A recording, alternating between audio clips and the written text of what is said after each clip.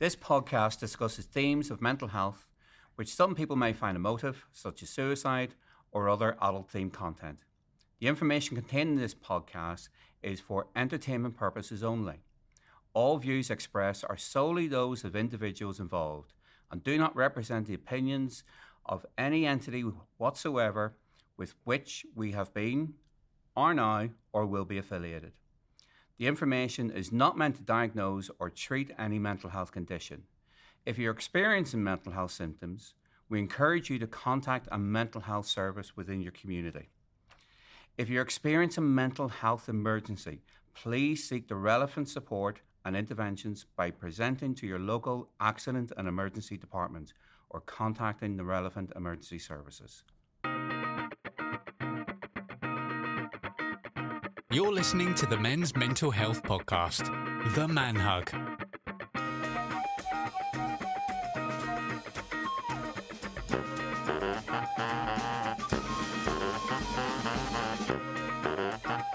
Welcome to The Man Hug, the monthly men's mental health podcast. I'm Dean McShane. I'm Dan Cooper. I'm Ian Pearce-Hayes. And I'm Conleth Kelly. Each month we will discuss a different topic related to men's mental health, which will include a guest speaker who will discuss their own personal story, and each month we will also be showcasing an organisation or charity within the Merseyside area who work within mental health to help build your signposting skills.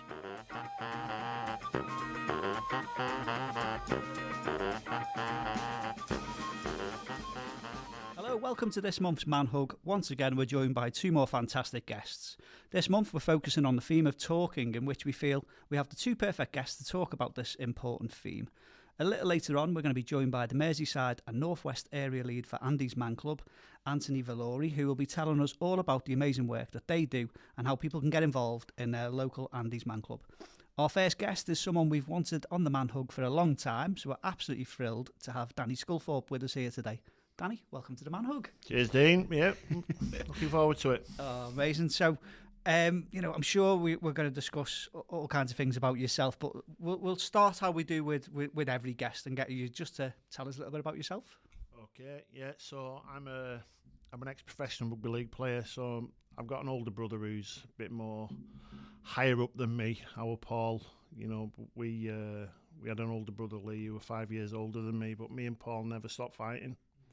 We didn't get on. We hated each other as kids, as daft as that sounds.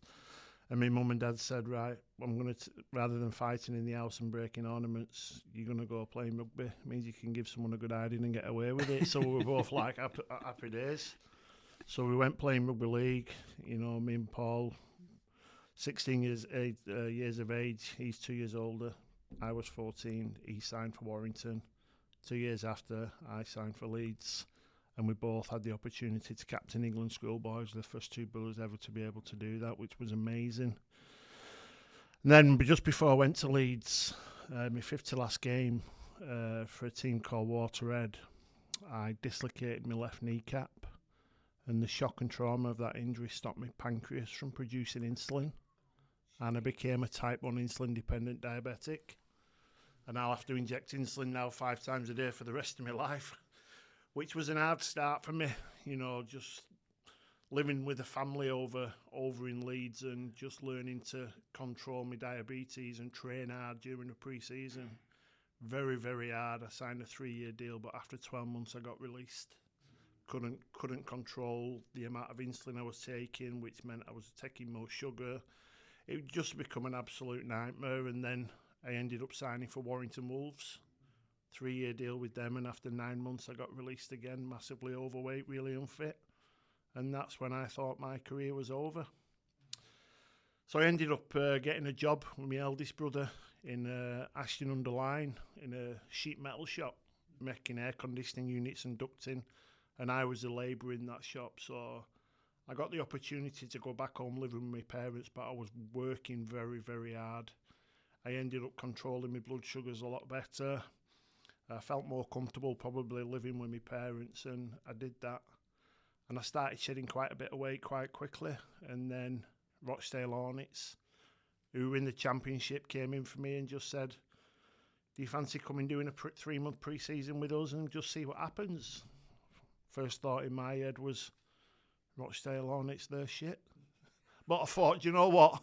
I've got nothing else to look forward to. I might as well go there, train hard, and just see what happens. And I ended up signing a 3-year part-time professional deal, which meant I could still work full-time, train Tuesday, Thursday, Saturday morning, and play on a Sunday. And over 3 years, I played 84 consecutive games, got the Championship Player of the Year 2 years running. And then in 2001, all my dreams came true, and I signed for one of the biggest rugby league clubs in the world at Wigan, with some unbelievable players. Adrian Lamb, Chris Radlinski, Terry Newton, and Andy Farrell, who's just coached the big team in rugby union. Did 5 years at Wigan. Absolutely loved my time at Wigan. In that time, represented my county. Played in the 2004 Challenge Cup final in a Wigan Saints derby against my brother. How good was that for my mum and dad? They were the first 2 people ever to be sat there a minute before kick-off knowing they were going to win. How good was it? How good was it for them? And then I ended up representing England 8 times, and I got the opportunity to captain England twice on a tour of South Africa, which I always look back to now, from when I'm being released from Leeds and Warrington to then captaining my country. It was an unbelievable step, and everything went great for 5 years. After 5 years at Wigan, did a year at Cass, 3 years at Wakefield, for my full-time job, loving the sport. And in 2010, I signed a 4-year deal at Bradford Bulls, which was a great contract to get at the age of 30. Biggest money I'd ever been on. Me and my wife had 2 kids. Our lives could not get any better. Started pre-season with Bradford on the 1st of November 2010, and it was straight into pre-season training, which anybody who's played sport will know that pre-season training is absolutely disgusting. It's the worst 3 months of the year by an absolute country mile. Flogged on the field, beasted in the gym, just 3 months of pain. And I was 5 weeks into pre-season. We got absolutely flogged on a Monday morning. We had some dinner at 1 p.m. on that Monday. We did a heavyweight session. It was a legs day. So it was heavyweights, low reps, and we'd done loads of clean snatches, deadlifts, squatting, did loads of hamstring curls, leg extensions. And my last exercise of that day was squatting. And I had 3 reps of 6 to do at the heaviest weight I could do possibly. And I had 200k on it. Did my first squat, felt great. Second squat, felt strong. Did my third squat, and I prolapsed the disc in the bottom of my spine. And, you know, a prolapsed disc, a lot of people think your disc is moving out of place, which is wrong. A prolapsed disc, what happens is that inside every disc inside your spine, there's like a soft toothpaste substance in the middle of each disc. That toothpaste substance got squeezed out of my disc, formed around it. Within about 24, 48 hours, it had set rock hard like bone, and it was trapping my sciatic nerve, which meant I needed surgery. I went in for surgery 10 days later. I had the disc shaved, it released a nerve, woke up in recovery, and all the pain had gone. And all I could think to myself was, yes, I'm going to be back playing with my 25 best mates before I know it. I went home the day after. The surgeon came to see me the day after. He just went, Danny, everything went great yesterday in surgery. You can go home today. I thought, right, I'm going to smash my rehab, smash my physio, and I'm going to make sure that I'm ready for round 1. Unfortunately for me, though, 2 weeks later, I woke up one morning and I couldn't move. In the most unbelievable, unbearable pains I cannot even explain. I phoned my surgeon up and I told him, he just said, Danny, with you being an insulin-dependent type 1 diabetic, there's more risk of an infection after surgery in you than there is in another person. You need to come down and see me now. So my dad came over from Oldham, picked me up in Wigan. He took me to the Alexander Hospital in Cheadle in Manchester. He took me through on a wheelchair. He wheeled me through to the surgeon's office. The surgeon looked at me, shook his head. He went, Danny, I don't like the look of you. He says, the pain you're in, your sickness, but your skin's gone a funny colour. What I'm going to do now, I'm going to put you on a wheelchair. I'm going to wheel you through for a blood test. I'm going to take you for an emergency MRI scan. So I had the bloods done. I had the scan done. I went back to his room and I was sat there for 4 hours for the results. The results came back to show that I'd picked up not 1, but 2 massive, massive infections. I'd picked up a bone-eating infection in the middle of my spine called osteomyelitis, but I'd also got sepsis as well. 2 infections that kill people. Obviously, it didn't kill me, but it nearly did. But what it meant me going straight. out of his office onto a ward at the Alexander Hospital, and I was there for 3 months. They put me on the strongest painkillers you can be on. I was drinking Oromorph out of the bottle like it was water. I was on massive amounts of Oxycontin, Oxynorm, quick-acting, slow-acting, morphine-based drug. I got put on 100 microgram fentanyl patches, which is 10 times stronger than heroin, and I was having shots of ketamine every 3 hours. It was all strong opiate drugs that people get addicted to. I ended up being on massive amounts of these drugs for nearly 9 months, and the withdrawal from coming off them drugs was probably worse than the actual injury, but I managed to get through it. Just. I'd been in hospital 5 weeks. The surgeon didn't like the way I looked. He said, Dan, what I'm going to do another scan just to make sure that everything's going in the right direction. I had the scan done. I went back to my room. Within 2 hours, the surgeon had got my results. He came to my room. He said, Danny, your back's a mess. He says, but I don't know what I've got to do yet, but I need to do further surgery now. Like he said, I don't know what I've got to do yet. So when the anaesthetists were knocking me out, I didn't have a clue what I was going to wake up to. I remember coming round after surgery in the recovery suite, and I saw the surgeon on my right-hand side talking to 2 nurses, and I remember shouting him over to me. I just said, Doc, please come here. And as he was walking over to me, I remember crossing my fingers. And when he came over to me, I just said to him, Doc, what have you done? Please give me some good news, mate. I'm 30 years of age. I'm hitting my peak. I'm playing my best rugby. I said, but more than that, I've got a wife and 2 kids that depend on me. He looked at me, he shook his head, he went, Danny, I can't. He said, the damage this infection has done was so bad. I've had to remove the full disc at the L3-4 level. I've had to take the bottom part of your spine away, and I've had to fuse your back with metal cages, rods and screws. When I came out of hospital after them 3 months, for the next 6 months I was having nurses coming to my house 4 times a day to give me the antibiotics, to give me the painkillers. But I'd gone from being this professional rugby league player who used to train 3 times a day to being able to just about do this. I used to wake up every morning, and with all the effort that I had in my body, I would get out of my bed and I would just about make it to my couch downstairs. At night, with a load of help from my 2 brothers, from my family, my mum and dad, my wife, my kids, I would get off my couch and I would just about make it to my bed. I couldn't even get to the toilet. I couldn't do any school runs with my kids. I couldn't help my wife at home. I couldn't go to rugby with my son, dancing with my daughter. All the things that I used to take for granted, I couldn't do. And then I got a phone call off Bradford, my new club. Instead of them paying my medical bills, putting me through physio, making sure that I have some sort of quality of life, even if I couldn't play rugby again, Bradford did none of that. What Bradford rang me up to tell me was that they'd ripped up my contract. I lost my job. I lost my career. Then we lost our family house.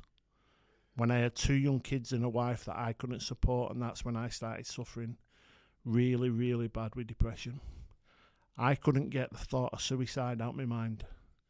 Every minute of every hour of every day was how I was going to kill myself. Should I get in my car, wrap it round a tree? Should I take loads of pills, drink loads of ale? And it wasn't that I didn't love my wife and my kids, because I loved them more than anything. I just thought they'd be better off without me. I thought, do you know what? If I'm not here, someone will give my wife a better life than I can give her now. Someone will bring my kids up better than me. So what did I do? Typical bloke thing. What all men do when they start struggling. I put that mask on. Pretended I was okay. 3 weeks later, I found myself sat in a car in the middle of Wigan with a bottle of gin and a box full of drugs that had killed everyone in this university. And I was going to take my own life. For some reason I didn't, and I don't know to this day what it was that stopped me.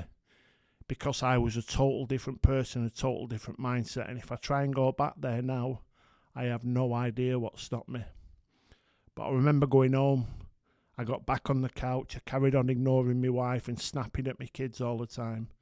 But the biggest thing that I did that saved my life, I started opening up just that little bit to my 2 brothers. They noticed a massive difference in me, the things I was saying, the way I was acting. And then a couple of days later, my mum, my dad and my wife walked into the front room and they made me speak about how I was feeling. My mum was face to face to me. She just went, Danny, please tell us what's going on in your head. We've all seen a big change in you. Just talk to us. Tell us what's going on. So for the first time in my life, I thought, right, if I don't do this now, then I'm dead. So I told them everything. I told them about my suicidal thoughts. I told them how I felt like I'd let them all down, how we'd lost everything because of me. And me just getting that off my chest for the first time, it was like an unbelievable feeling. It felt like a massive weight had gone there and then. We spent the next 3 or 4 hours talking and crying. We decided to go and see my GP. My GP put me on 2 different antidepressant medications. He put me on mirtazapine and citalopram, which I still take now, which massively, massively helped me. But the biggest thing that saved my life more than anything was talking. And I got talking to a counsellor from a clinic called Sporting Chance that was set up by Tony Adams, the ex-England and Arsenal football captain. And I used to see my counsellor twice a week for a month. Then it went to once a week, once a fortnight, once a month, once every 3 months. And now we just talk as friends on the phone. So when I go out and I speak to the schools, the construction sites, the police, the fire service, I always try and leave everyone with 2 messages. Is that if things are getting on top of you, whether it be your home life, your social life, your work life, whether you suffer from anxiety, stress, depression, speak to someone about it. Because I know for a fact if I didn't speak to my mum, my dad and my wife that day, 100% I would not be here now. I'd have ruined my kids' life, my parents, my brothers, my wife's. My youngest daughter, my Isla, she's only 12. She wouldn't even be here. I cannot imagine this world without her. But the most important point, you don't have to be on a rugby field or a football field to be part of a team. Because every single person in your life is part of your team. And if you see a difference in the guy who's normally taking the mick, having a laugh, sending you daft messages, he stopped doing that. The guy who's normally coming for a pint on a Friday or Saturday afternoon, they've stopped doing that. He's just ask them if they're okay. But don't accept the stock answer what we all give. Yes, I'm fine. Don't accept that. You know, if you see a difference in someone, tell them you've seen a difference in them. Tell them how they've changed. You might give them that bit of courage to open up. And you never know, that simple question, it might just save their life. And what I always talk about during my sessions that I deliver is that I've had loads of injuries now. I've had 48 operations in my life. 48. I think I've had 8 on my spine. I've had about 28 on my knee. I've had 3 shoulder reconstructions. I had my right thumb fused playing for Wigan. Playing against Wigan. My first ever game for Castleford was against Wigan and someone was playing in my Wigan shirt. So I gave him a crack. Ended up breaking and dislocating my thumb. I ended up having it fused. Yeah. I caught sepsis 3 times through operations, 3 times, and then I found out in 2020 that I had a brain tumor. I had to have it operated on. I had my first operation, and 10 days later, after the operation, things went really bad. I caught a massive infection through picking it and ripping staples out of my head. I ended up not knowing who my kids were. My parents, my brothers, caught a massive infection, had to have it all done again. But what I do now, all I do is control the controllables. I only worry and stress about things I can do something about. There's people in this world who worry and worry and worry about things you can do nothing about. What's the point? Honestly, control the controllables. It is massive. For your mental health, it really is. Danny, I think I've heard your story. I've probably lost count now over the years, but it moves me every single time. And I think, you know, I've always said we want you as a guest on here because I know the power of what you says will resonate with so many men. And for me, it's seeing someone like yourself, big strapping rugby guy, being open and honest, and that's what we try to create through the Man Hug. Really, you know, unbelievable story, Danny. I think as well, you probably need to give your body to science, because you are some kind of Terminator, I think. I don't know. I don't know how I'm coping, honestly. Oh, mate, I swear to God, the amount of things that you have had thrown at you, and then you're here now smiling and laughing, and not just that, you're doing incredible work by telling your story, because, as I say, you don't know which man's going to listen to it that's going to resonate with. One thing I remember you telling me quite a few years ago was, at a very young age in rugby in particular, you're taught never to show any pain. Yeah. And that's always stuck with me, that, because I know a lot of rugby communities where there's high suicide rates, for example. And I know the work you've done going to all of these rugby clubs, whether they're just local clubs or, amateur or professional, and breaking down that stigma is just incredible, Danny. Yeah, that is a big problem. Stigma is a problem. I started with State of Mind 15 years ago. I'm no longer with State of Mind now. I've got my own thingy, but it was the best thing I've ever done, because now I've worked out over the last 15 years. I've spoke to just under 1 million people, and I've been told by someone 850 times that I've saved their life. That's 850 lives that I've been told, and that's the only people. That's what I've heard face to face. The ones, there could be a lot more. But when I started working in mental health, it's because I lost my best friend, Terry Newton. Terry was a great lad. He was my best friend. And unfortunately, Terry took his own life at 30. He got done for taking a human growth hormone, which is a banned substance in our sport. He took it because he was injured. He wanted to get over his injuries quicker. And human growth hormone helps injuries heal quicker. And he got a 2-year drug ban, which ended his career. Now, I don't believe that Terry missed playing. I think the two things that he lost being around his mates every day. But the biggest thing that he lost his identity about who he was. 1 minute he's Terry Newton, the rugby league superstar, but next thing he's just Tez, and he couldn't come to terms with it. 3 months after the ban kicked in, he went on Sky Sports doing an interview on a programme called Super League Supermen. And Terry's saying it all the way through, saying, I've let my teammates down, the sport, the fans, the sponsors, the clubs. But more and more he kept saying how he'd let his wife and his 2 daughters down. That to me is Terry seeking out for some help. But 15 years ago, because of the stigma that was in our sport, there was no help. Yeah. And about 3 months after that interview on Sky Sports, he took his own life. And that's the reason why I went into mental health, and it's the reason why I'll never ever stop. Sorry, it's what you're saying there as well. Like, obviously, people have had those things taken away. Like, me, I'm sorry, I'm a Leeds United supporter, but Gary Speed as well. Yeah. This will be the anniversary of it as well, those kind of things. This is a man who technically, a lot of people say he had it all. Yeah. That kind of thing, and that happened. People think, so for someone who's had this stuff and it's taken away, that identity, I think it's phenomenal. No one is immune to it. Yeah, no matter exactly. how much money you've got, how good your job is, anything like that. If you don't treat something correctly, it can become a massive problem. You look at Robin Williams.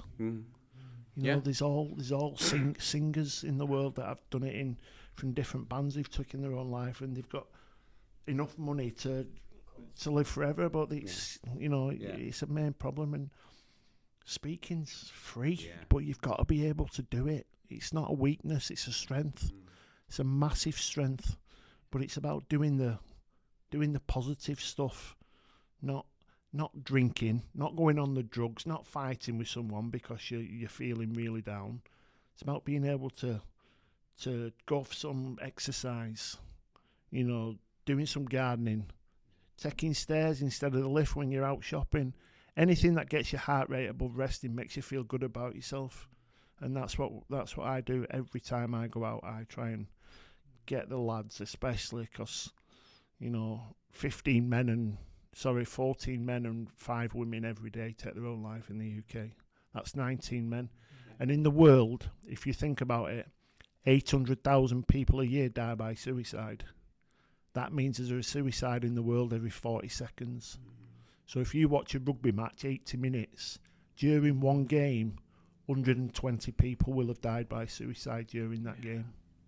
horrendous. It's just ridiculous stats, and one that we've all got to try and change. Danny, I was just interested because obviously the work yourself with State of Mind I've been doing for years as well, going into rugby clubs in particular and educating.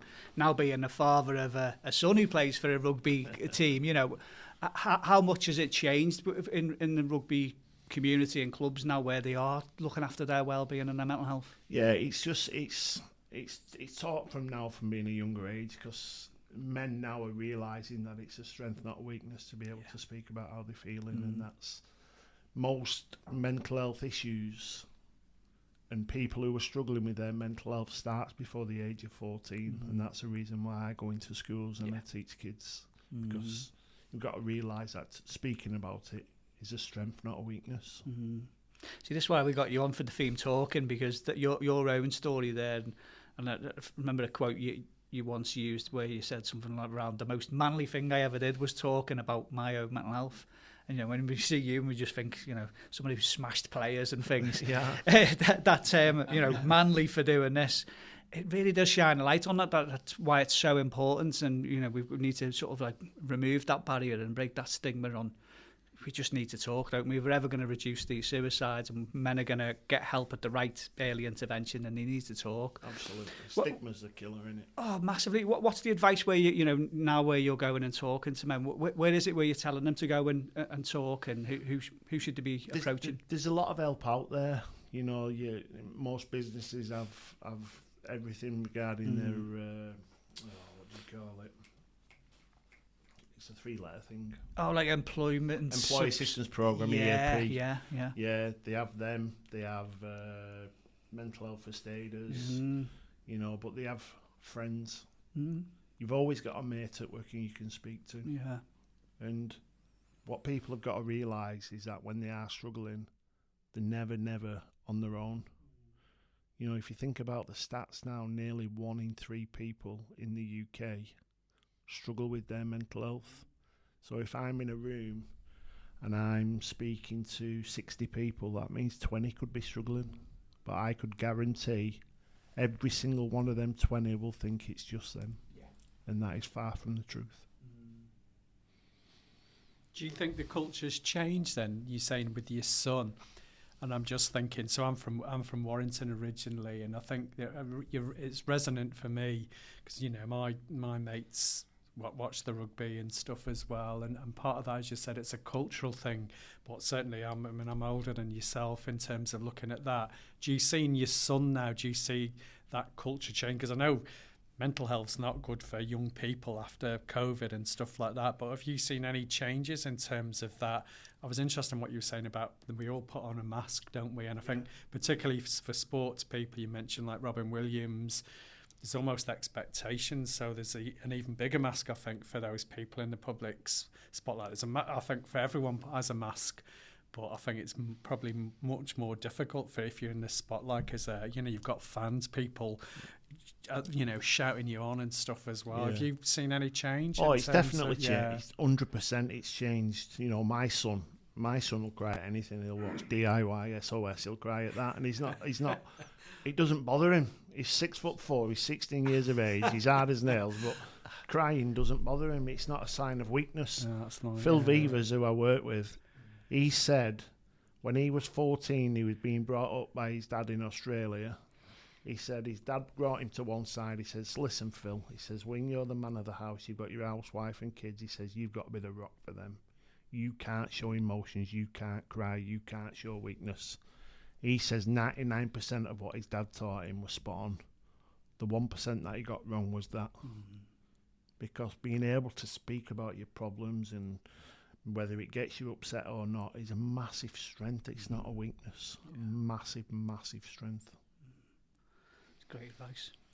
Danny, I mentioned to you in the lift up here, I loved your autobiography and read it, but with you and you on, I think, with everything that's happened since. I know.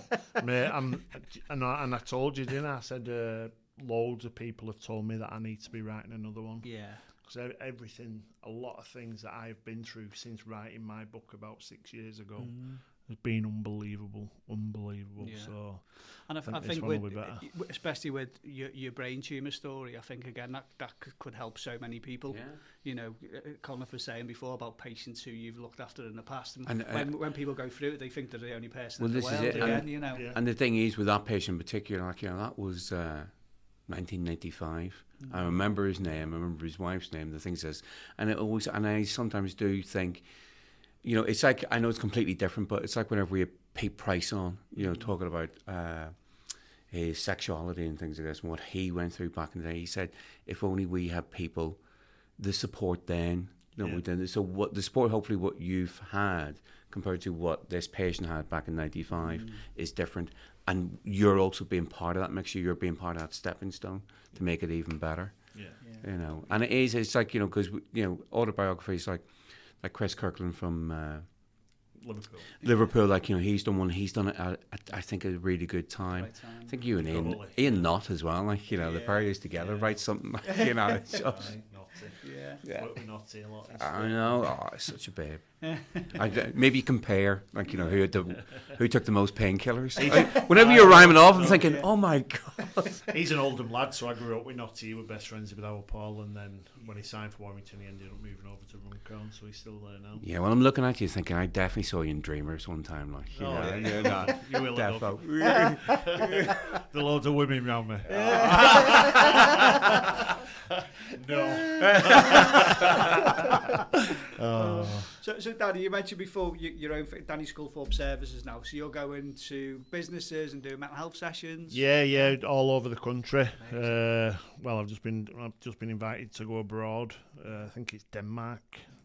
6th, 7th, 8th of January. I'm going over there, delivering 6 sessions over 2 days. But yeah, work is brilliant. It's building, and I've never had on my kids' life. I have never had one person turn away and start pretending that they can't be asked being there. I remember walking into it was at a university, Lancaster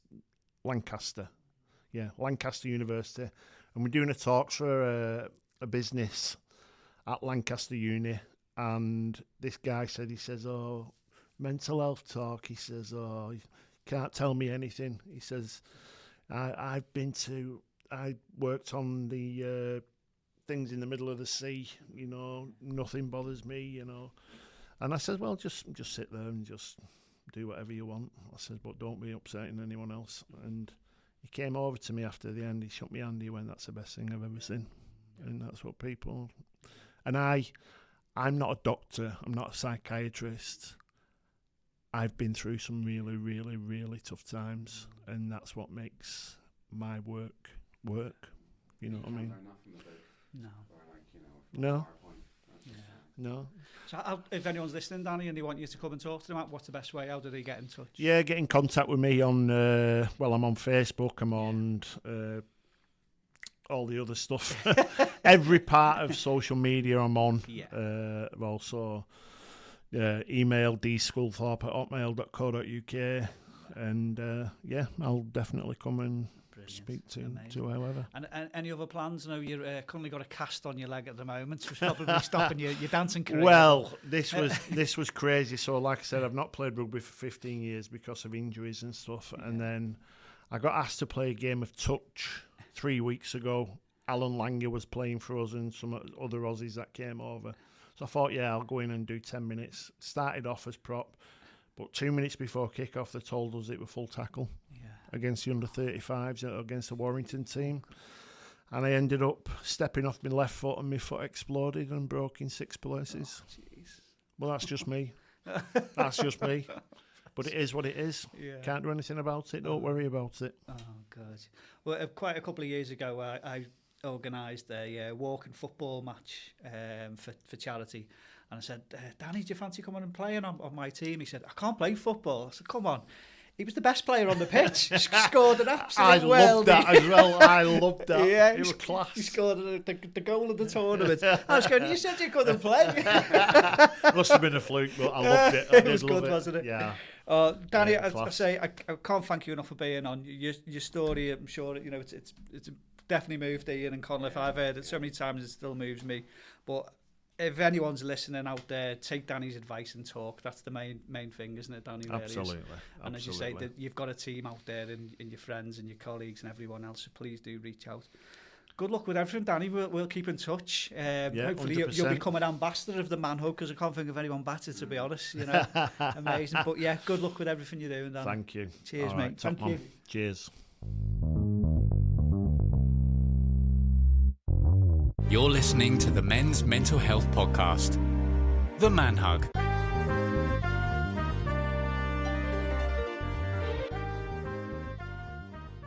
Okay, it's this part of the Man Hug when we, the hosts, talk about the theme. And this month, the theme is talking. And even though it's the Man Hug where we focus on getting men to talk, we thought, for this section, we'll look at talking from a few different angles. But what I thought I'd start with is why talking is important for us as humans. And I guess, have you ever asked yourself that question? Because connection and belonging, we are all social beings, which we have spoke about many a times, but it's the most powerful way to bond. Emotional regulation as well, so verbalising feelings reduces stress and anxiety. We know it has plenty of mental health benefits. It's the best tool for maintaining and improving mental health. It builds resilience, it breaks stigma, and it also sort of helps us to foster that cognitive exercise as well. So what we know for cognitive exercise, it requires planning, memory recall, word selection, motor coordination. So we know it has great benefits for our cognition as well. We talk about brain health a lot on here, and for brain health with talking, we know that it stimulates multiple parts of the brain. It promotes lifelong learning. It protects against brain decline, especially for those in later life. We know as well that it reduces the stress hormone, cortisol. So it's really useful, very powerful to talk. And I suppose that's the theme that we continue with every Man Hug, really, is that we know that it's there for helping us to connect and to belong, but the actual impact that it has on us mentally is profound. So over to our Dan. Yes, so I think, clear me throat there, sorry. So when looking at talking and the importance of it, we can kind of look at it from like an informal and a formal perspective. So when seeking support. So as you know, we've got Antony from Andy's Man Club coming on shortly. And I suppose that's a way of accessing an informal sort of talking therapy, if you like. So a group of like-minded people who are struggling with their mental health arrive to a group which run every week and talk about things that are causing them stress, anxiety, low mood. And then there's the more formal side of things. So you may go to see your GP if you're feeling depressed or low in mood, and they may refer you on for sort of counselling and talking therapies. So it's important to sort of recognise that there's lots of different types of talking therapies and different activities that you can do. And as we've said millions of times on the podcast now, partaking in other activities such as walking groups and just going along to all the different things that things like the Spider Project offer, you're going to naturally meet new people, and you're going to naturally make friendships, and you're going to start talking to those people. And if you've got specific sort of mental health problems, then you're going to sort of talk to each other about that eventually and help each other out. So we always say again that gaining that sense of community and finding new people to talk to, it can be really sort of liberating, can't it? One thing I want to say is that you're most definitely not alone. And just this week I had a conversation with somebody from the Samaritans, who are obviously a charity that we've had on previously. And as we approach sort of festive period, sometimes people find that a very difficult time of year. So I'll just give a shout out for the Samaritans number, which is 116123. If anybody feels that they're struggling over this time of year or any time of year, they're always there 24/7, and it's a tried and tested, amazing service that this country's, luckily had for decades, since the 60s, hasn't it? So, so everything we talk about on the podcast comes back to talking, doesn't it? We promote the importance of it through every podcast that we've done. And I think the importance of talking is that a problem shared is a problem halved, isn't it? The old adage there, which sounds a bit corny, doesn't it? But it's true. You know, I see patients on a regular basis, and they come into clinic and they sort of offload why they're feeling so stressed or anxious or low in mood, and then invariably they leave the clinic room saying that, you know, oh, thank you very much, thanks for listening to me, I feel so much better just being able to speak to somebody. And that's all people want sometimes. So one thing that talking to somebody that does take is a lot of bravery. You know, you may have been harbouring emotions or worries or thoughts for a very long time, and that first step to speaking to somebody about it does take a lot of bravery. So I think, yes, it might be very difficult to perhaps access support or make that first step to speak to somebody, whether that be a loved one or, you know, a friend, a healthcare professional, a counsellor, whatever. It takes bravery to actually take that first step. But once you've made that first step, like I said before, you know, the benefits of that and where you go from there, will be liberating, and you'll start to feel instantly better. And by kind of continuing to talk through things and rationalise things in your own head, you'll continue to feel the benefits. So talking is, you know, the most important thing we can do to help our mental health, really. Thanks, Dan. And just to touch on what you were saying there, Danny said to us earlier about the power of having a team around you, which literally is everything you were saying there, you know, and that team, whether that is a family member or someone from the Samaritans or someone from a local peer support group, having that team of where you can go to when you need to talk to someone to discuss your emotions is really important. Ian, over to you.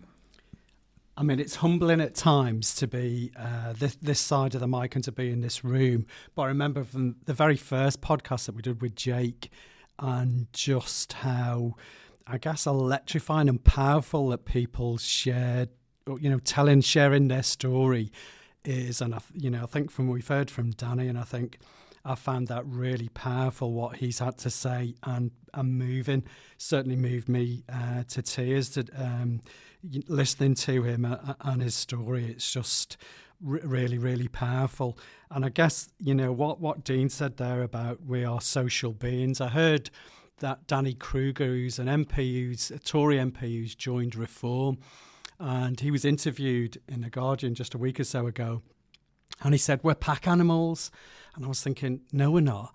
We're not dogs. We're social beings. We're social animals. And that point about, you know, Danny touched on it, didn't he, about that we wear a mask, and about the importance of family. And he talked about how his mum and his family came to him and said, listen, Danny, something's wrong. We know something's wrong. You need to talk about it. And he actually said, you know, that was the hardest thing that he did, to tell his story. And he said, didn't he, about the tears, but they talked through it, and the hardest thing that he actually had. And I think that's the key thing for me.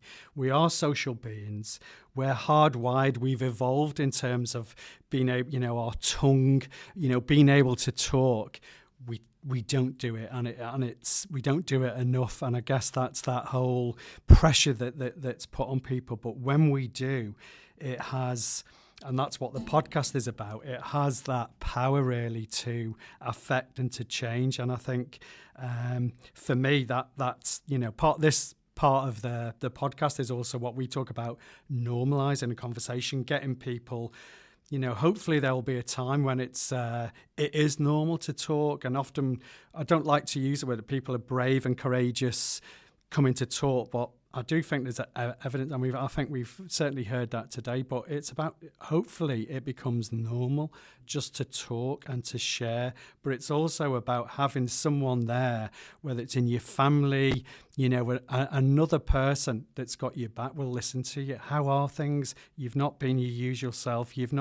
How are you out of 10 today? It's those sort of things, just to scratch underneath that surface, because often we do hide behind a mask. And I think, yeah, it was so powerful today, and that's why it's really just to emphasise that, why it's so important to talk. Okay, myself. Well, you know, what you're saying, obviously it's all spot on, whatever. But sometimes it's also if you want to talk, if you want to open up, speaking from experience, it's sometimes also choosing the right time to talk. Also choosing the right person to talk to as well. I think that's also important because I've had situations where, you know, I've said how I feel and it just completely fucking explodes and things like this, wherever I thought, okay. And this is the other part of it as well, where you actually then reflect on it and actually going, well, all right, I'll just shut up then. I won't share anything. I won't say anything. But is it also a case of, okay, I'll choose my moments right then? You know, and I actually think I'll go to someone else and things like this. When it's interesting what you said there about therapy and things like, you know, looking at those things. I've said before, you know, therapy should be, you know, you go down the high street, you got Boots, you got H&M, you got Mackey's. You know, the therapy should be part of the high street. It should be there. People should actually be talking about these things. And so it's also reflection as well, reflecting on what you've talked about. Not just for you, but for the person who's also the receiver. The person... And it's also trying to get the things across and do they understand what you mean? Because we're subjective as well. How people interpret things can be completely different as well to what you actually mean to get across. And so there's that subjectivity of it as well. So I'm going to throw a spanner in the works now and just maybe actually get your opinion of this. You know, we've obviously we've talked about CBT before in the past, you know, but we've also, and this goes back to the 70s, like, you know, we've had the likes of CCBT, computer cognitive behavioural therapy, actually using technology, actually use these things. Now we've got artificial intelligence. I'm just thinking, like, you know, what do you think? Like, you know, I can actually see a benefit of actually talking to ones and zeros, binary, and people do benefit from that. I don't know, what do you think, Oliver? There's been recent research, hasn't there? It was on the news this week about trialling AI for therapy. And the only good things that have come out from it is what it recommends at the end, which is often then maybe actual therapy with humans. Yeah. That's what they're finding, is about that regulation for it, exactly. because you don't know where they would go. It's like finding, if they're using algorithms, it's that, isn't it? Yeah. And that's where you need someone then just to ensure that in terms of then of pointing for, you know, for help and support, that's appropriate. Yeah. Well, I've been referring people for IAPT talking therapies, and there's either a phone number or a link to go online. And I had a patient with me a few months ago now, about 6 months ago, and they were like, I'm not very good on computers, so I'll tell you what, we'll get started together and then you can take it away and you carry on. And it turns out that the IAPT online link, it's AI. It's elements of it are definitely AI, all of it. And it's like, hello, I'm your I can't remember what the name of the AI was, but your friendly counselling service or whatever. And I was like, oh my God, I didn't realise, because I've referred people to it, but I've never done it myself that way. And I thought, it just goes to show, doesn't it, that if you're going to offer something to subscribe it, you need to go and look into it a bit more. I was like, wow, this is like really interactive, but from a way that I just didn't imagine. I thought they'd put you through to a course and you'd do this like sort of course. It was kind of very interactive. You know, you'd answer a question and then the next part will come in, and like you say, perhaps following an algorithm, or it was artificial, wasn't it? Let's face it. But so whether people benefit from that, I don't know. But it's already there. It's already been used. Yeah, because it's also about how truthful you're going to be too. Because as you said, you know, we lie all the time and things like that. Satcher said that, whatever. Even if we're by ourselves, sometimes we still lie to ourselves. We do that. But what was the thing I was going to say? Yeah, because the documentary maker, Adam Curtis, like, you know, he actually showed one of his films, Hypernormalization. And it goes back to the 70s, where basically a researcher, some psychotherapist, whatever, actually got a secretary to actually type in, like, you know, on this big IBM computer, this massive thing, whatever. And all the computer did was just ask her questions. She put down, it makes me feel like this. I felt rejected. And goes, well, how did you feel about that? And she was just typing it in. And it just turned what she put in into a question. And the researcher was there as well. And the secretary turned around and goes, excuse me, could you please leave? Because she wanted to be alone with this computer. And that's going back there. So I'm just thinking, yeah, I know obviously it's a big beast we've got to be careful of and things, I guess, whatever. You know, Cambridge Analytica actually shows, like, you know, it's just expanding and, you know, sharing. So don't share cookies. That's what I'm always like, because it's just information is a new gold and things, I guess. But there is to work alongside what we do already. I think that's really important as well. You know. Thanks very much. Yeah, it's really interesting, isn't it? I'm sure people, can engage with us on our Instagram and things and give us their thoughts and feelings as well. Oh, Conleth's bringing bags out here. So before we mention any of this, we've got a little bit of a new feature that we're going to look at on the man hug for this discussion bit. Someone mentioned about the importance of star signs. So, Ian, we didn't realise how much of an astrologer you were and how you are able to give us a bit more information on star signs. Always been interested in the stars. Wow, okay. So you'll find for, what date is it today? Is it the 4th? Is it December? Yeah. It's December, isn't Yeah. it? So it's the month of Sagittarius. And I think you'll find with Sagittarians that they are the most optimistic of people. That's often what they say, optimistic. Stubborn, Philosophical I've as heard. well. No. Actually, Stubborn. love adventure, sense of adventure. Yeah. Love travel. Yeah. Sound like Yeah. anyone you know? No. However, they do have a flaw. They're the positives. Yeah. Sometimes what they say about Sagittarians is that there's lack of compromise or failure to compromise, that they can't. Yeah, stubborn, yeah. So there's those things. But let's look at that. We know. So whose birthday is it today? Well, I've read it was Jeff Bridges' birthday today. And I heard on the radio it's JZ's. JZ's birthday. So it's as well. also, Yeah. interestingly, Yeah. Edith Cavell's, who was the British nurse. If you remember, she was actually murdered by the Nazis, them horrible Nazis in 1915, because she actually said, and on her memorial it says that she's got patriotism is not enough. I must have no hatred or bitterness towards anyone.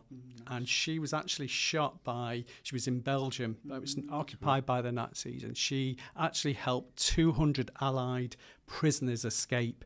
And for that, she was shot by the Nazis. Talking of whom, probably one of the nastiest Nazi, Francisco Franco, was also born on today as well.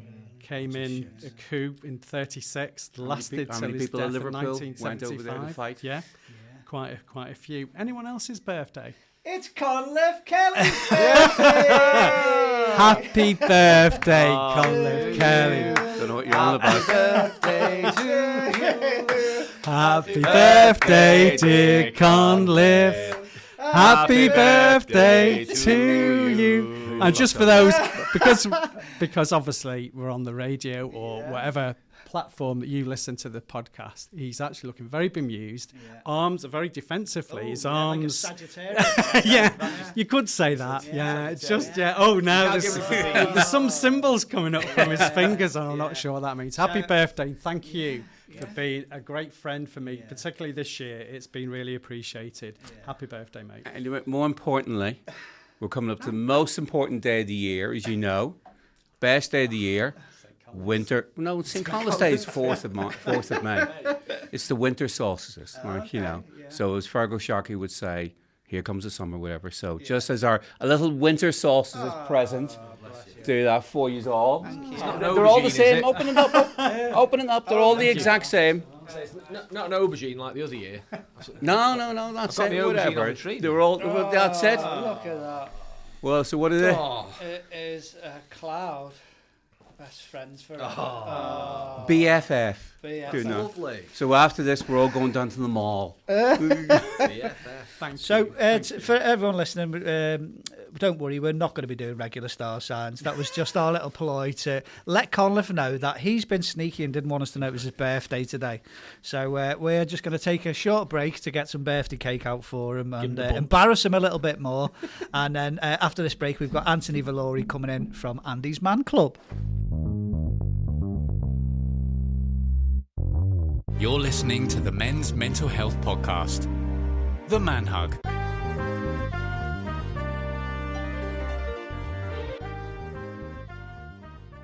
Okay, so it's this part of the Man Hug where we shine a spotlight on a local or national charity.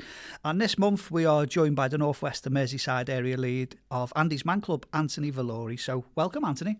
Hi everyone, you okay? Yeah, amazing to have you here. We had Andy's Man Club on a much earlier episode over 2 years ago, and we know how much it's grown, so it'd be great to have you tell us all about it. But how we start off with every guest, just get us to tell us a little bit about yourself. Yeah, okay. So obviously my name's Antony. I'm the area lead for Andy's Man Club in the Merseyside and North West area. So quite a big area, quite a lot of area to fill and to reach, if you like. But yeah, I'm just a young lad from Liverpool who grew up here. Obviously went through some struggles in my life.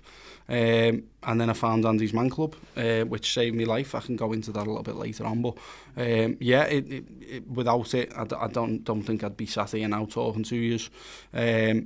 But yeah, and then obviously found Andy's Man Club, found, funnily enough, the role of what I'm doing now, and then just keep trying to spread the message about Andy's Man Club, really. Amazing. That's so lovely to hear that, you know, it's been beneficial for yourself. So, you know, for someone who's lived and breathed, that must be really useful for you to get other men involved and say, well, look, I've been through it and it helped me. Yeah, well, I mean, I think that's why it works, or why it works for me so well, because I'm not just someone who gets paid to do it, do you know what I mean? I'm someone who has lived and breathed mental health and suicide and anxiety, depression, stuff like that. So when I do talk to people, I can say, look, mate, I've been in your position, do you know what I mean? I know exactly how you feel. And there is light at the end of the tunnel, if you like. There's always a way out.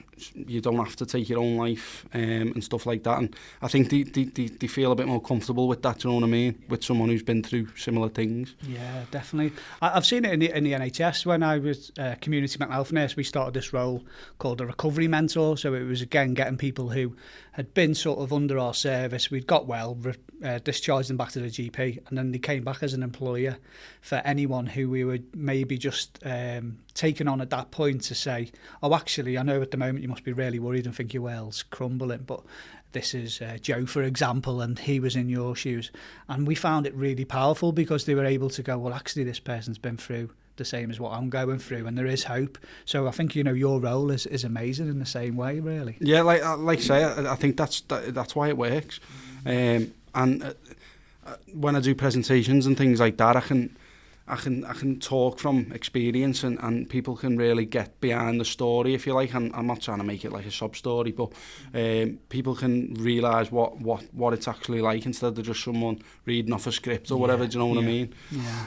Amazing. So Andy's Man Club, let's start with a little bit of the history then. So where did it all sort of start? Yeah, so Andy's Man Club came about because sadly a young lad called Andrew Roberts sadly took his own life back in 2016 at the age of 23, which is such a young age, and his family didn't know he was struggling or anything like that, like a lot of people, but his brother-in-law didn't want to just grieve and didn't want to just let him die, if you like. He wanted to do something about it, and he sensed that his area down in Halifax was struggling with mental health and stuff. So he came up with an idea of starting a coffee club, and there was nothing behind it whatsoever. He just wanted to try and help as many men in Halifax as possible.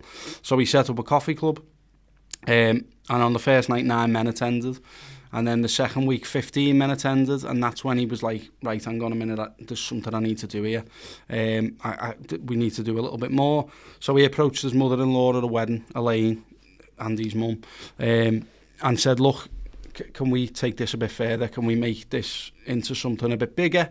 And that's when they came up with the name Andy's Man Club. So she wanted it around Andy, and then he'd set up the coffee club, so Andy's Man Club. And then it's kind of just grew from there then. It's a peer-to-peer support group for any man over the age of 18 wanting to talk to other men or other people going through similar things to them or whatever. And it's just a safe, non-judgmental space where they can go and talk about things. We've now got 330 plus community groups. I think it's 338 if I'm correct, but it's hard to remember when we're opening clubs all the time.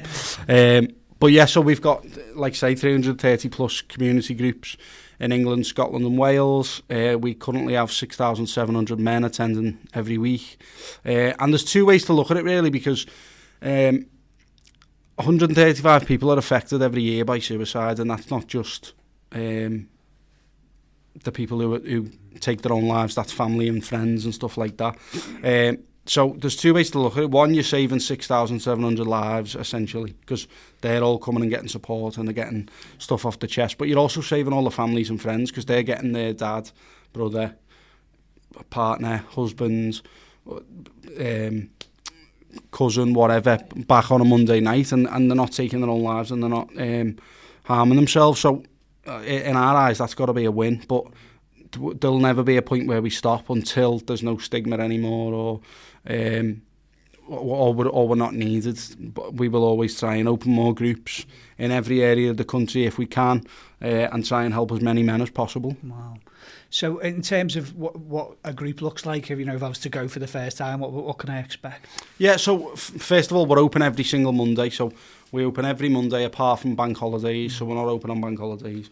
And we're open from 7 o'clock till 9 o'clock in the evening. So whatever group you go to will be exactly the same. Obviously, it'll be slightly different if you go up in Scotland. The accent will probably be a bit different. If you're in Liverpool, you'll probably get a Scouse accent. The biscuits are going to be different as well, aren't they? Yeah, the biscuits might be slightly different. It depends on what people eat, what people prefer and whatever. Yeah. I've been to groups and all the chocolate digestives are left, which I love. So I'm happy. Exactly. What is wrong? That's what I thought. But you might go to other groups and there's none left, because obviously some people love them. But whatever group you go to, the format is exactly the same. So we like to keep it that way, and we will always keep it that way, because, for example, a lot of people work away. So you might be working down in Portsmouth or whatever, and there might be a group down in Portsmouth, and you think, instead of me local Liverpool, I'm going to go to the Portsmouth one because I'm working away. And you will get the exact same experience at Portsmouth as you will at Liverpool. Do you know what I mean? So whatever one you choose to go to, there'll be facilitators stood outside. They'll make you feel really welcome. They'll walk you in, show you where we're holding the session, and then they'll offer you a tea or a coffee. And they should make it for you. If they don't, let me know and I'll shout at them. But they will do, because they're all good people. But yeah, and then they'll show you where we're held, and 7 o'clock the session will start. And what we do is we pretty much do what we're doing right now, and sit not round tables, but we sit in a circle and we have a sponge ball. And what we do is we pass that round. So if you've got it, that's your turn to talk. If you haven't, we ask you to respect the person with the ball. And if you have got it, but you're not ready to talk, or it's a bit daunting, or you're a bit nervous or anxious or whatever, you can just pass it on, and we're never going to pressure you to talk or whatever. But what we do is we answer 5 questions. So we do a quick intro. So I'll go, hello, my name's Ant, I'm here to get some support for my mental health, and I'll pass it on, and we'll do the same and go round. And then we answer 5 questions. So the first 3 questions are always the same. The last 2 are always different and get sent to us from our head office. And they're always a bit more light-hearted, a bit more, maybe we can have a laugh or a giggle or whatever together. Mind my language, but we think of it as a shit sandwich. So the first 2 are positive. The middle ones, you're crap, get all that off. And then the last 2 are also positive. So what the question 1 is, how's your week been? So a quick recap of your week. Question 2, a positive highlight from your week. So something good that's happened. Question 3 is anything to get off your chest. So that's where people release. That's where people get everything, whatever has bugged them that week, or they might go deeper into their childhood or whatever, or past experiences. And then we go for a break, because that can be quite heavy. You might have just heard a lot of people talk about serious stuff or whatever. And then when we come back from the break, that's when we do 4 and 5, and they're a bit more light-hearted, like I say. So it could be, question 4 is always a question and why. So it could be like, if you had a goal from now until the end of the year, what would it be and why? So it makes you think a little bit. It makes you also think, well, what can I do to better myself as well? And then question 5 is always a quick fire, so it's always a little bit more different. So it could be like, what's your favourite biscuit? It could be, what if you could be a fruit, what fruit would you be? So silly and stupid, but it makes people think, it makes people laugh. Might be, what's your guilty pleasure song or something like that, and we'll have a debate, but a good debate, do you know what I mean? Not something we're going to argue. Well, we might argue about it, I don't know. But as we've just done there, we've all laughed and or smiled, and people who come to our groups haven't smiled for months, maybe years, and they've just left the room smiling or laughing or whatever. And that's what we try and do. We try and give them that. Because when people are suicidal, there's one thing that they're missing, and it's hope. They've got no hope left, and that's what they want to do. They want to take their own life. And that's what we're trying to give them, that little tiny bit of hope. We're not going to fix people or heal people straight away, but we're trying to give them that little bit of hope to then, when they go away, they can think, hang on, it's not all bad.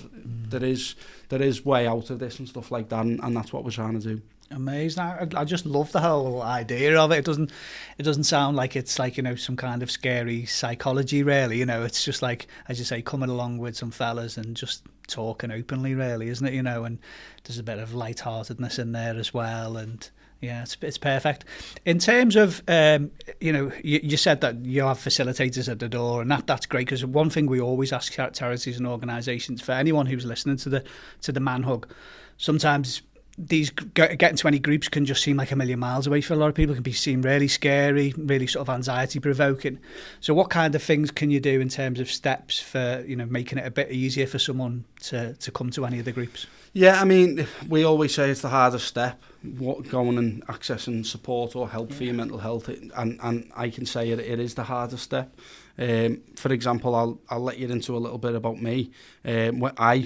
Obviously, I'm now an area lead for Andy's Man Club, but I was a facilitator beforehand, and then before that I was a user. So I struggled with mental health myself. I'm just like anybody else. I'm no special person or anything like that.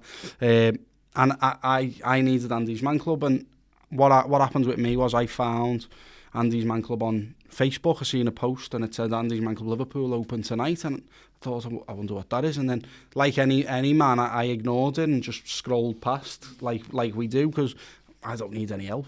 I don't need that and stuff like that. So I just scrolled past. But the funny thing was, I kept seeing it. So every day then I kept going past it, and I was thinking, that's that thing again. So I thought to myself, well, I'm going to have to see what this is. So I drove to... I was actually on this road on Tyburn Street, and I parked up in a car park because the Liverpool group's in Exchange Flags just behind the town hall. So I parked up anyway, and then I couldn't get out my car. Like, I just physically couldn't do it. So I sat there till 9 o'clock, and then I drove home and I lied to everyone, and I said, oh yeah, it was great. Andy's Man Club's brilliant. Everyone should go there. It's great. And I'd just been sat in my car for 2 hours. And I did that for about 7 or 8 weeks. What I used to do was I'd drive here to the car park. I'd get a Mackey's on my way. I'd sit there, eat my Mackey's, and then wait till 9 o'clock and I'd drive home. And it was just basically because I couldn't bring myself to get out my car and go and admit to that I needed help and support and stuff like that. And then eventually I plucked up the courage and I did it. 2 reasons being, one was I was getting fat because I'd get a Mackey's and I'd sit in my car. And the other one was I knew I needed help and support. I just couldn't bring myself to do it. So, by the way, this is getting into what there's a punchline here. But no, so I plucked up the courage and I got out my car and I walked to the venue. I put my hood up, I had my cap on, put my hood up. I didn't want anyone to recognise me. Obviously, we're in the city centre, so there's going to be loads of people around. Didn't want anyone to know who I was, didn't want anyone to recognise me. And I walked to the venue and I got to the front doors of Exchange Flags and I turned around again and I started walking away. And I don't know what come over me, but I couldn't do it. And luckily for me, like I said, those facilitators outside the doors, they see me, luckily. And he shouted as I'm walking away, he said, are you here for Andy's Man Club? And I said, no.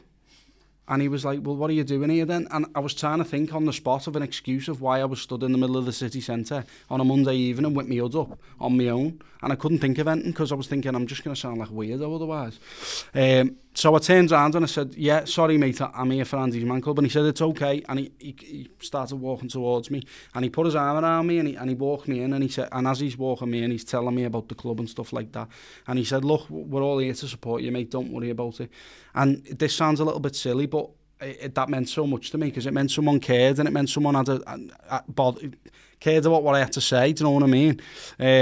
And then anyway, like I say, he walked me in and he made me a cup of tea and I sat down and it was the hardest thing I've ever done, and I've sat there with 25 men in a room, not knowing what to say or what to do or whatever.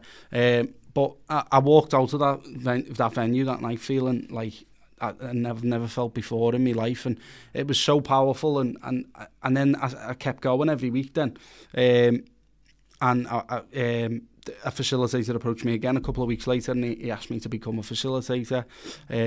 So I did, and then we opened up a club in Crosby, so I moved to that one, and I was the lead facilitator there. And then a couple, it was a year ago now, the charity offered me a job, and I took the job, but it wasn't for the money or anything like that. It was to hopefully help more young men, or any men in that sense, to let them know that it's not weak to go and talk, it's not weak to ask for help, and it's okay not to be okay sometimes. And the more men in Liverpool anyway, because I used to say to friends and stuff, I can't talk about my problems, or I can't open up and stuff like that, and it's just not the case. And the more people we can get to do that, the better, and hopefully we won't be seeing people taking their own lives. Yeah. Oh, do you know what? It's so lovely just to hear your own story of, because it just normalises it, that a lot of men will find it difficult to come for the first one, but then that arm round the shoulder, that really moved me. I think that's really special, isn't it? It's something that, once you get in there, that's the hard, as you say, that's the hard step, isn't it? Do you know what though? It's that whole thing, isn't it? Just how difficult that was. You said 7 weeks eating in Mackey's and in the car park. Even then, when you'd go up, that bloke was really skilled and had recognised here's someone that needed help, but still reluctant. But you know what? He's not even skilled. He's just a random bloke who's like me. And he's been in my position. That's all he is. That's very skilled. It's that shared experience. Yeah, but gives him all the skills he ever needs. What I mean is he hasn't done any training or anything like that. He's just human. He's a human, and he's the same guy like me, who's been through similar things, and that's why it works. Because you see yourself in that new person, if you like. So obviously I go to groups all the time now. I see people who were in my position, and I'll go over and say, come on mate, we'll go and get you a brew. And if they don't want to talk, that's fine, but as long as we've got him in, he's in a safe space. If he wants to open up, he can. If he doesn't, that's fine, but eventually he probably will, and that's what we try and do. Just with that, because it's really important. I picked up on your own story as well, how your own confidence builds. From first time you go there is really scary, and the more that you've gone, your own confidence builds to where you become a facilitator and then a lead and things as well. So, for you to have that experience, I'm sure that will come really good for other men who are really nervous, who've been in that position, and you'll probably, I suppose you do see their confidence grow week. Yeah, well, like I said before, I obviously go to a lot of clubs now, but it's great. For example, I might go, I look after 16 clubs at the moment, but I might go to, let's say, Morecambe one week, and I might not go for another 2 months or whatever, because I've got other clubs or whatever, but I then go back the next 2 months, and I see the same person that I seen 2 months ago, and the change in them is unbelievable. So you're right, you do gain confidence yourself, and that's how we open more groups, because people want to give back, they want to become a facilitator, they want a group in their area, and that's how Andy's Man Club grows, and it always will be how it grows. Yeah, amazing. What do you put its success down to then? This model, because we've seen it just grow and grow, and more clubs are opening all of the time. So what do you put the sort of like the key thing being for its success? Just experience and human realism, if you like. Like, we're all just a group of guys that meet up and have a coffee. It's as simple as that. Yes, there's a format, and as we've grown over the years, that format's changed slightly, and but this format that we've got now will never change, because it works. Like I said, that with the crap sandwich, if you like, that works. The whole format works, so that will never change. But I think just it really is as simple as just a coffee and a chat with your mates.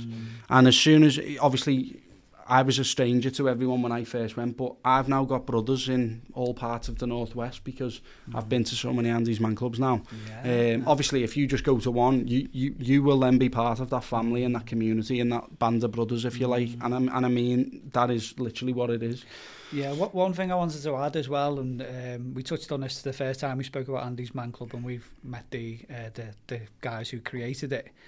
For some people, they may say, oh, well, I need more than just a Monday, but it's what happens on the Monday in terms of you growing a social circle, isn't it? You know, and as you said, they're brothers. You know, that's how you're referring to these new mates that you've got, and think that's incredibly powerful, isn't it? Any kind of stories you can add to that, you know, around how people go off and, you know, form friendships or start other groups and things? Yeah, I mean, well, like I've just said, it is a community, and it is a band of brothers. It isn't just a Monday night either. The be-all and end-all is the Monday night, and it always will be. But we also have closed Facebook groups. So these, every single club in the country has their own. So if you attend Andy's Man Club, you're welcome to join that closed Facebook group. Obviously, some people aren't on Facebook. There's nothing we can do about that. But if you are on Facebook, you can join these. And that's an extra Andy's Man Club. So you might get to... We all know that people don't just struggle on a Monday. They struggle all the time.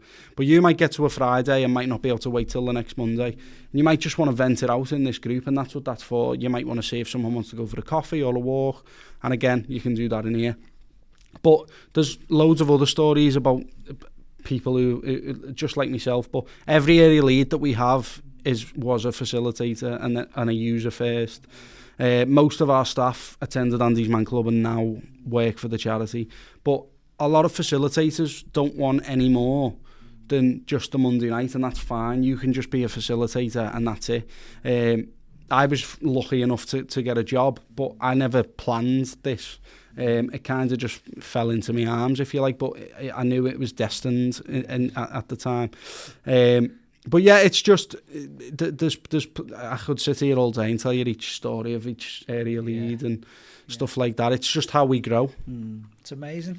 So I suppose the big one for anyone listening, you know, how did he find out where their local Andy's Man Club is? Yeah, so if you want to go on our website, when you go on our website, andysmanclub.co.uk, it will ask you or tell you where find your nearest club, and when you click on that, it'll ask you for a postcode, and if you put your postcode in, it'll come up with all the nearest clubs through that postcode, so it'll give you a number. You don't have to go to your closest one. If you don't want people, like I didn't want anyone to recognise me, you might want to go a little bit further out or whatever, and that's absolutely fine. It's up to you where you want to go. You can go to one and then go to another or whatever. They're all free of charge, so you don't need to sign in either or anything like that. Everything's confidential, so you can go where you like, but you can find out on the website where all of those addresses are. You can follow us on social media if you want to see what we're up to, and that's where you'll find out when new groups are opening and stuff like that, when we do our announcement videos and stuff like that. So there's plenty of ways to either get involved or find out where the groups are. See, sorry, Dane, like, the thing is for me, like, you know, I just had a dawning moment there earlier whenever you said something there earlier. It's me just being thick. Like, you know, it's whenever you actually said wherever you are, you can go, you know, if you're working, I said down in Portsmouth, you can go to the local one. And I thought, I never thought of that. You know, you can go because it's the same format kind of thing. And I don't want to be... No, just to add to it, we're our students in particular that we teach, and, you know, for most university students, not usually from that city, so it's good that they can use one whilst they're at university, and then when they go back home, they can go to... And that's it. And I'm sorry, it just never dawned on me. Like, I don't want to be comparing it to other, you know, fantastic resources actually out there, but I've heard of people going, no matter where they are, they actually, that's the first thing they home in for. Like, where's this association, I need to go to that, and things like this, whatever. So wherever you are, like I was down in Bradford the other week, and I went to one down in Bradford, and I felt like I'd been in Bradford all my life. I felt like I'd knew them all my life and stuff. It's the exact same, like you say.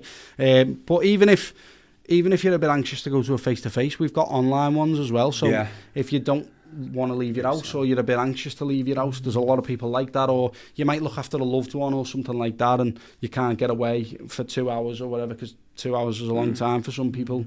You could join the online group, and that's basically in the comfort of your own home, behind your screen, and Andy's Man Club will run the exact same. The only difference there is you'll have to provide your own tea and coffee there, because we can't pass that through a screen. I refer a lot of men over to you guys, and signpost them that way, and sometimes I'll follow them up, and I'll say, have you been Andy's Man Club? And like, no, I couldn't go for this, that or the other reason, and a lot of the time it probably is due to like social anxiety and things like that. But what I'll start doing now is, well, if you're not comfortable to go along in person, you can always get online and go into the online group. Yeah, well, we always say to them as well, like, it's always a good test. So if you might be like, I wish I'd have known about the online, but people might be a bit anxious to go. So it's exactly the same. So you might want to come on there, see what you think about it, then go to a face-to-face if you like the sort of idea of it. At least if you don't like it, you haven't wasted your time going into the city centre or whatever, or wherever else. You were in your own house, do you know what I mean? So it's whatever's best for you, really. Some people really love the online and never go anywhere else, but some people like the in-person side of things, do you know what I mean? Yeah, amazing.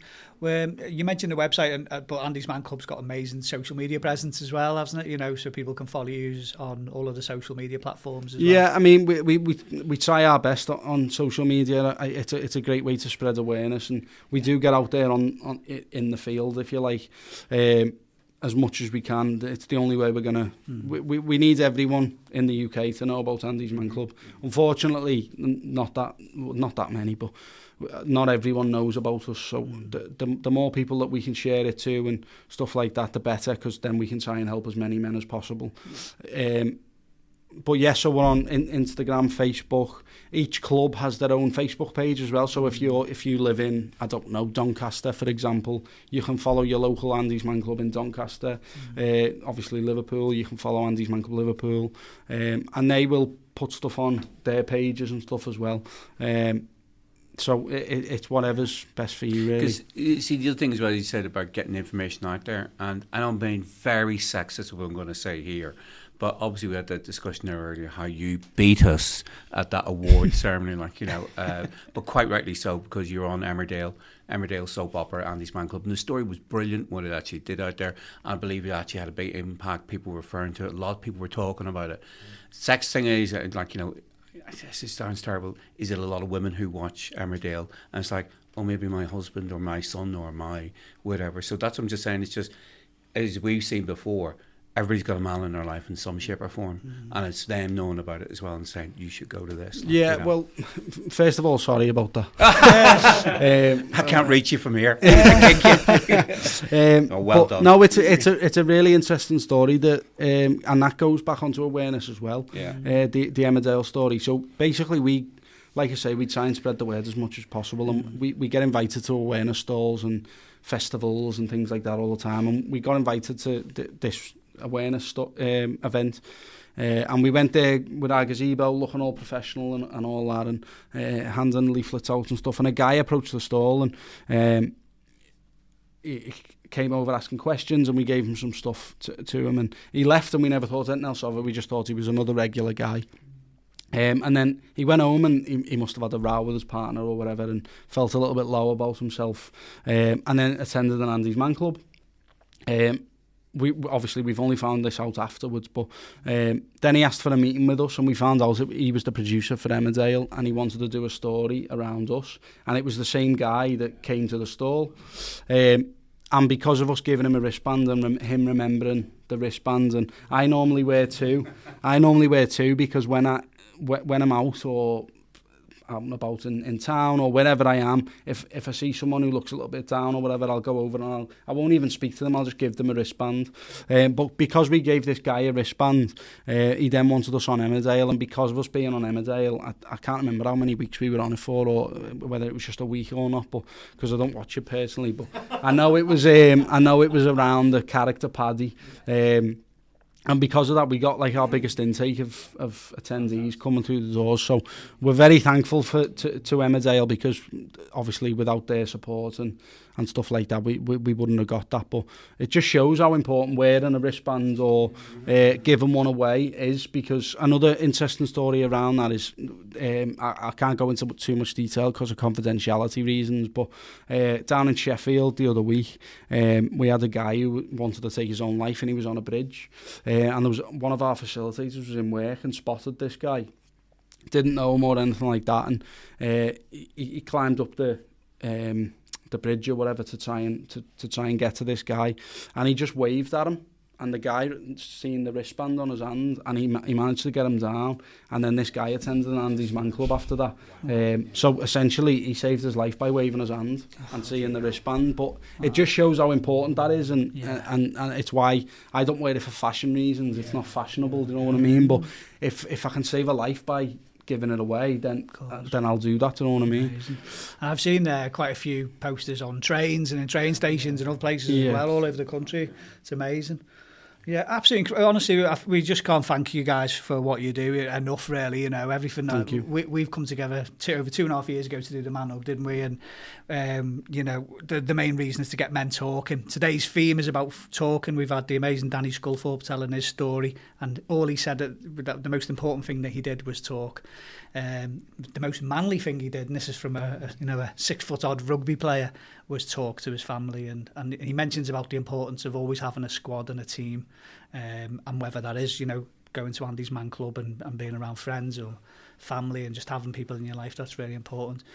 But absolutely amazing, yeah, everything you guys do. So obviously, as you said to me on the way in here, you know, it's the festive period, and for a lot of people, it's a really difficult time, isn't it? So Andy's Man Club will be open every day other than the bank holidays, so it's a place to go during the Christmas period. Yeah, and just to touch on what you said, I was just like Danny. It sounds the same. I was your typical Scouse lad who thought he was big and strong and dead hard and didn't need support or help.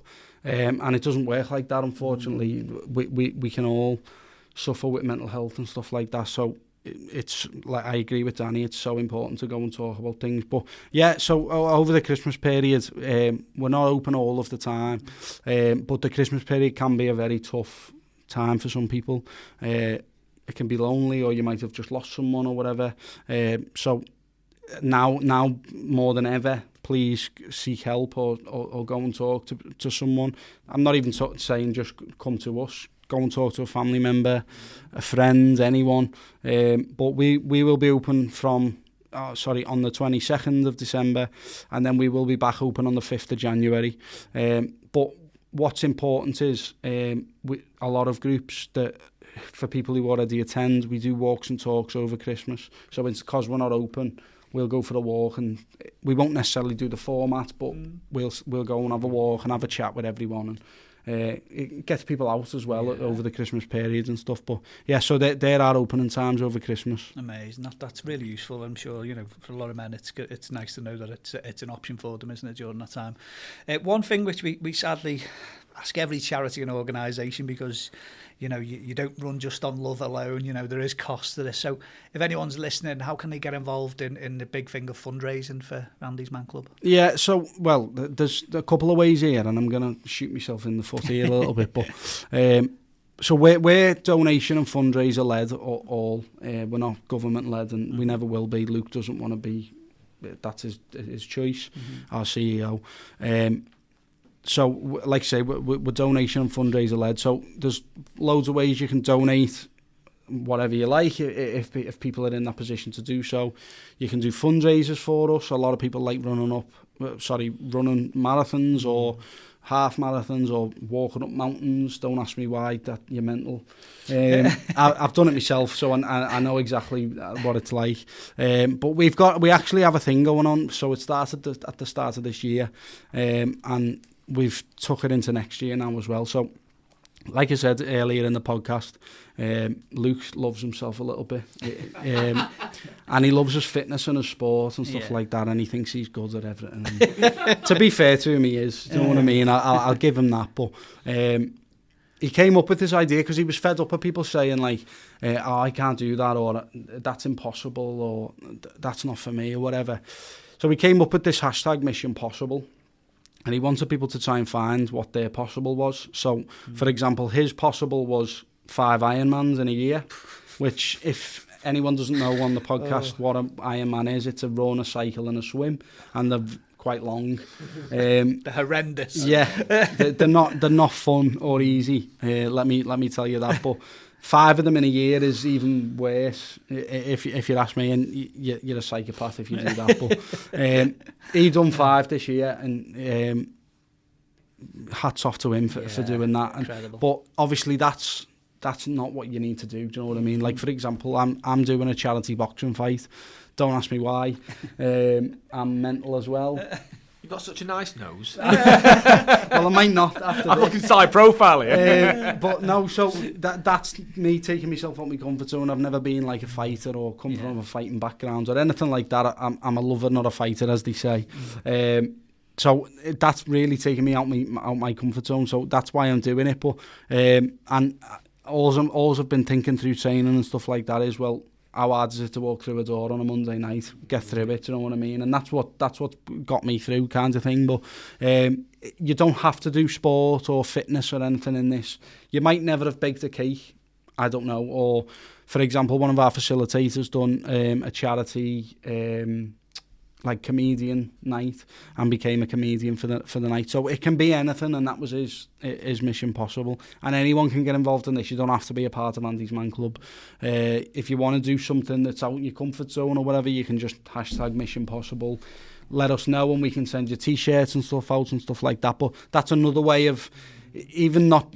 I'm not asking for people to donate here. I'm asking people to just spread the word. That's how that's what we care about, is getting more men through the door. We will win when men walk through our doors. And obviously, yes, we need money to operate and stuff like that. But the be-all and end-all is the men coming through the door, and that's why we spread the word and stuff like that. Brilliant. And I think if anyone's listening and and you're not in a place where you can donate, and that, as Antony just said, at least the next best thing you can do is just spread the word. Yeah, share a social post. Media post, anything like that. Share a post on Facebook. You never know who's going to help, do you? Yeah, it might help a stranger that you've never met, or it might help a friend or a family member that you don't know struggling, because a lot of the time all we hear is, I didn't know he was struggling or whatever, and you don't know who that could help. So if people, it's a tough time of year, it's nearly Christmas, we're not asking people to donate thousands of pounds or hundreds of pounds or whatever. Just share something, or ask us for a wristband, and we can get some wristbands to you, wear a wristband or give it away. My nan keeps some stuff in a bag, and she just gives them out on the bus and that. Love that. Which it doesn't sound like a big thing, but that's huge. Do you know what I mean? Because she doesn't know who that could help. Do you know what I mean? Obviously, she knows what I do, and that's why she does it. But she's obviously seen how much it helped you. Yeah. So it's the little things in it. Do you know what I mean? Yeah. So final big plug once again: website and social media. Yeah. So andysmanclub.co.uk for the website. Instagram, Andy's Man Club UK. Facebook, every club will have their own. So whatever your town or city is or area, Google it. I'm sure we'll have an Andy's Man Club there. If we haven't, get us an email in and we'll do our best to get one there. It's one of my roles to open new clubs. Next year, Liverpool will have a lot more than just the city centre, hand on heart. So yeah, search on Facebook for your local club. Share their posts. That's how we spread the word on the local side of things, and it's how we open more clubs and stuff like that. So yeah.